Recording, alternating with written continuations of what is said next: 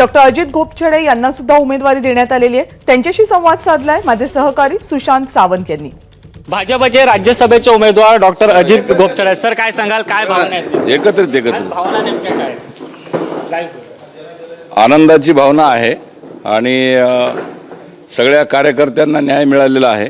माझ्यासारख्या ज्या जुन्या कार्यकर्ते, नवीन कार्यकर्ते सगळ्यांनी मिळून हे एकत्रित केलेलं काम आहे आणि मी फक्त त्याचं एक प्रतीक आहे।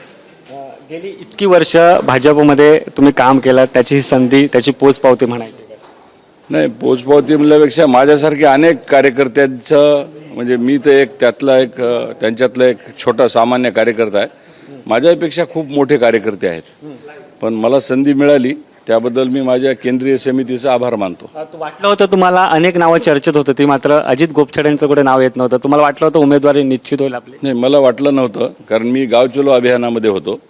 मी अनेक गावांमध्ये गाव चलो अभियानात होतो।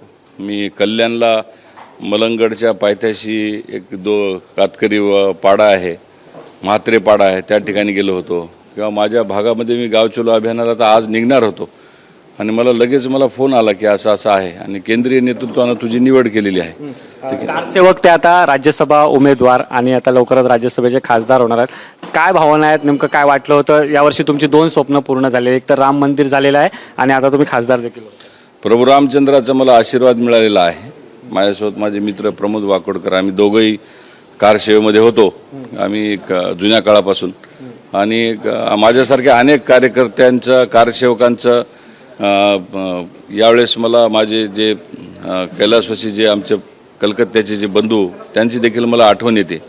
तर त्यांचे देखील जे बलिदान झालं आणि मुलायम सिंगाच्या कारसेवेला खरं तर आम्हाला जाता आलं नाही तिथपर्यंत, पण नंतर दुसऱ्या कारसेवेला गेलो तेव्हा आम्ही दोघंही गुंबटावर होतो। पण आज ते प्रभू रामचंद्रजींचा मला आशीर्वाद मिळाला असं वाटते मला।